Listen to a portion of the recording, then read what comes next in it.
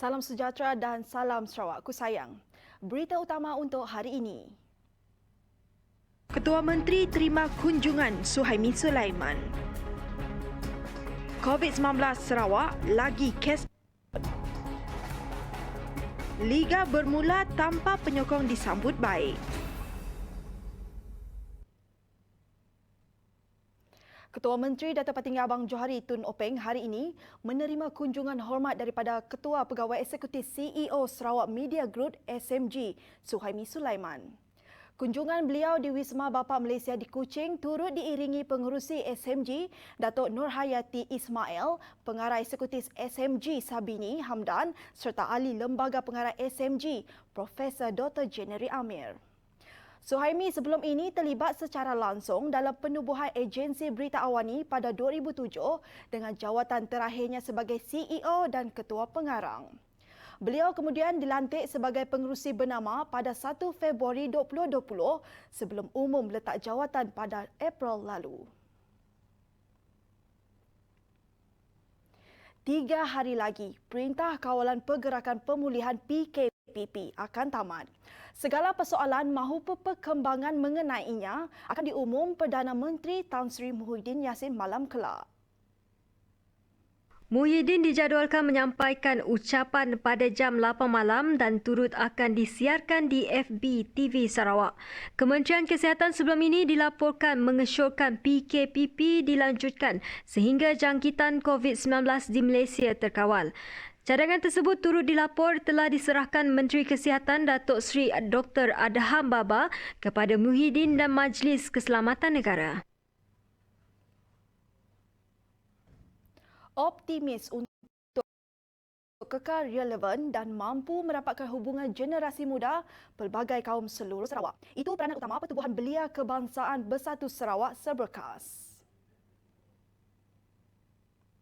Menteri Muda Perancangan Bandar, Pentadbiran Tanah dan Alam Sekitar Datuk Len Talif Saleh berkata, melalui Saberkas, golongan belia dipersiapkan melalui kursus dan latihan kepimpinan. Mengambil contoh Saberkas Kuala Rajang, aktiviti-aktiviti yang dianjurkan mengambil kira aktiviti sosial, keagamaan, kebajikan dan ekonomi. Len juga sekali lagi dipilih untuk menerajui Saberkas Kuala Rajang bagi sesi 2020 hingga 2023. Keselamatan terjamin, masyarakat terjaga. 3 kawasan utama di Bandaraya Kuching, India Street, Jalan Courthouse dan Jalan Penghubung Mahkamah Lama akan dilengkapi 26 kamera litar tertutup CCTV.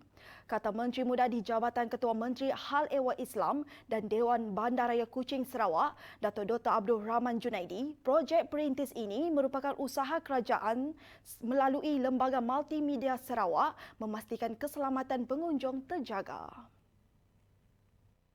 Komprehensif. Jadi ini adalah satu bentuk usaha yang gigih yang sedang dijalankan oleh kerajaan Sarawak untuk memastikan bahawa selain daripada memberi perkhidmatan yang terbaik untuk rakyat secara keseluruhannya dalam era yang memperhormat Ketua Menteri untuk memastikan bahawa kemudahan IT dapat ditingkatkan di semua kawasan.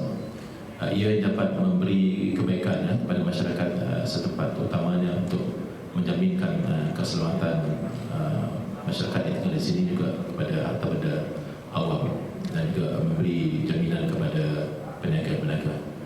Dalam pada itu, Pengurus Besar SMA Dr. Zaidi Razak memberitahu susulan daripada pandemik COVID-19, kerja-kerja pemasangan terpaksa ditangguh.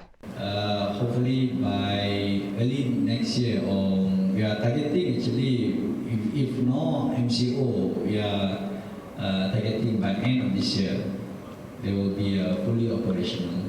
But because the MCO, the restriction, everything, the physical construction, they will delay a bit, and hopefully by end of this year or latest by Q1 2021 will be in operation.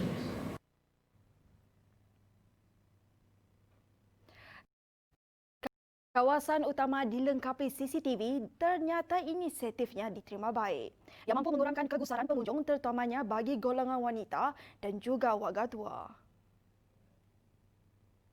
Lapan kami satu bagus. Kerana malam itu petang pukul 6 pukul 7 dah sunyi dah. Pasang CCTV siang pun bagus. Malam pun bagus. Lagi bagus malam. Orang senang berjalan, tidak takut. Itu ada kurang petang lah.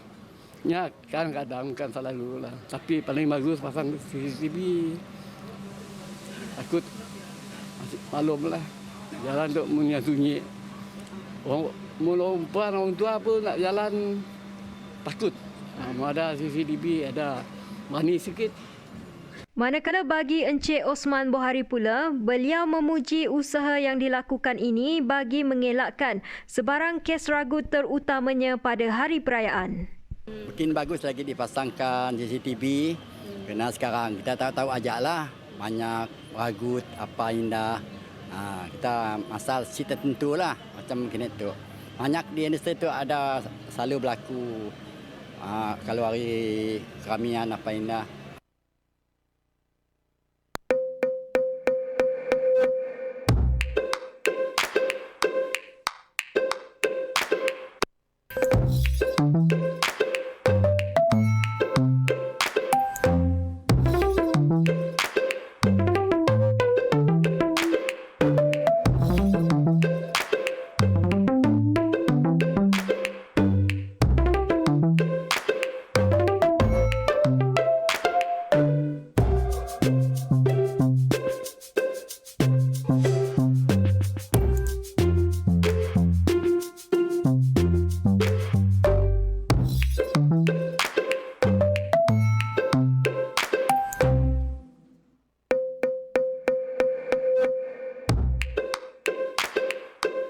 Anda suka kongsi video lucu?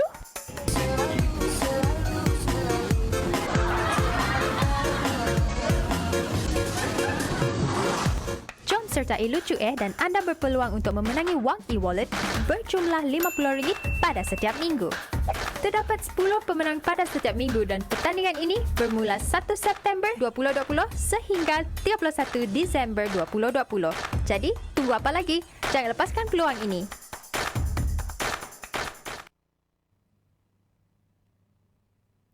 31 Ogos, tarikh bersejarah yang sentiasa diingati semua. Yang kebiasaannya disambut secara besar-besaran. Namun tahun ini berikutan penularan wabak pandemik COVID-19, sambutannya disambut dalam norma baharu.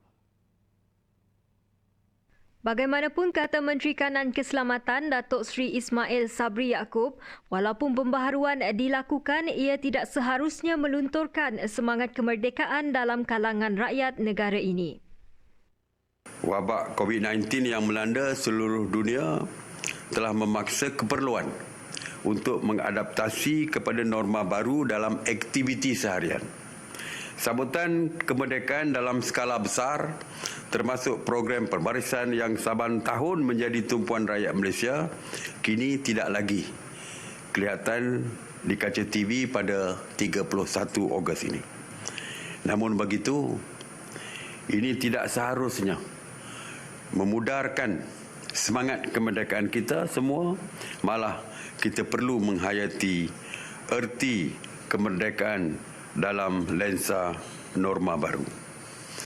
Rakyat Malaysia juga, kata Ismail Sabri, harus berbangga dengan pencapaian yang dikecapi Malaysia ketika ini kerana dapat mengawal penularan COVID-19 atas kawalan kendiri rakyatnya sendiri.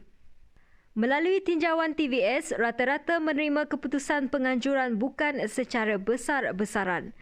Apa yang penting, semangat kemerdekaan masih tersemat di dalam hati.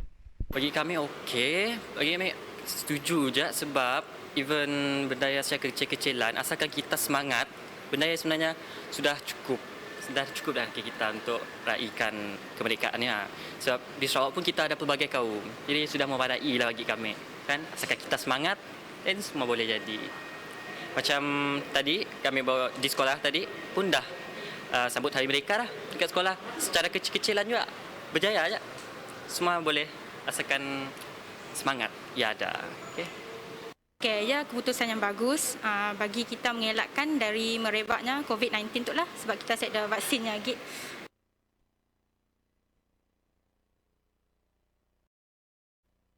lagi kes import dilaporkan, menjadikan jumlah keseluruhan kes positif di Sarawak meningkat sebanyak 697 kes. Kes ke-697 merupakan seorang lelaki warga negara Filipina berumur 42 tahun yang masuk ke Malaysia untuk bekerja sebagai able body. Semasa menjalani kuarantin di Bintulu, keputusan RT-PCR mendapati kes adalah positif COVID-19 dan pengesanan kontak masih dijalankan. Dimaklumkan juga tiada kes baru yang telah pulih dan dibenarkan discharge dari hospital hari ini. Manakala sebanyak 11 PUI baru dilaporkan.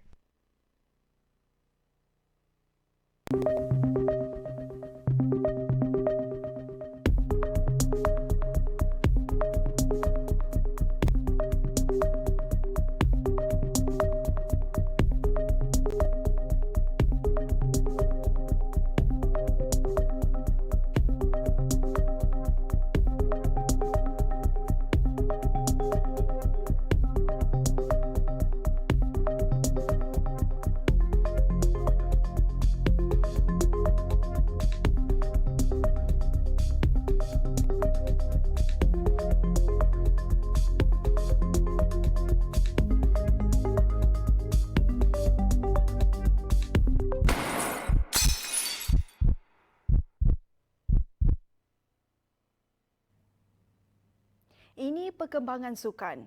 Dianggap sebagai perlawanan pertama selepas berehat panjang berikutan pandemik COVID-19, skuad Kuching City FC optimis pungut 3 mata penting malam ini.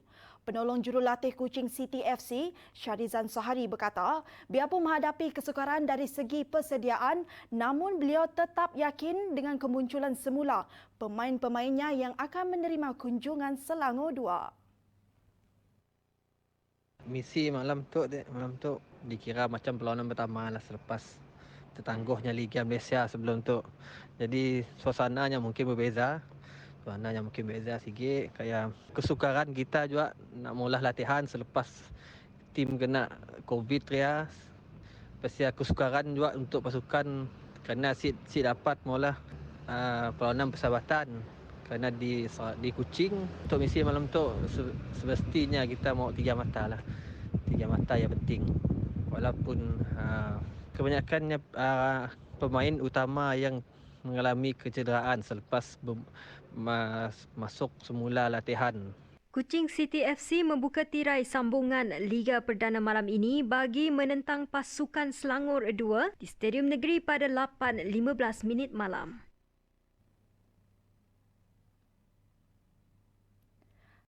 Rata-rata peminat bola sepak tempatan menyambut baik berikutan penyambungan Liga Malaysia tanpa kehadiran penyokong ke stadium. Pada 13 Ogos lalu, Menteri Kanan Kluster Keselamatan, Datuk Seri Ismail Sabri Yaakob berkata, keputusan ini diambil setelah mengambil kira nasihat Kementerian Kesihatan Malaysia, KKM, dan pihak penganjur perlu memastikan semua garis panduan yang ditetapkan dipatuhi. Itu pun satu langkah kerajaan untuk kita memutuskan rangkaian pandemik COVID-19. Kami rasa pun untuk pun tidak jadi masalah, kita pun harus nyokong dari belakang. Apa-apa pun kita menyahut suara kerajaan lah. Ngap sayur. Bagi pendapat saya, ia adalah langkah-langkah yang bagus. Walaupun saya dapat pergi menonton di stadium, tapi semangat kami orang tetap sokong. Yang dinanti telah pun tiba, kini Liga Malaysia tampil dengan cabaran norma baharu. Tanpa kehadiran penonton pastinya sedikit berbeza, namun yang pasti misi setiap pasukan tetap sama iaitu memperolehi kemenangan. Laporan Salasa Safian bersama jurukamera Muhammad Gusti Norambia untuk TVS. Sekian saja untuk laporan hari ini. Saya Marusuji. Terima kasih dan jumpa lagi.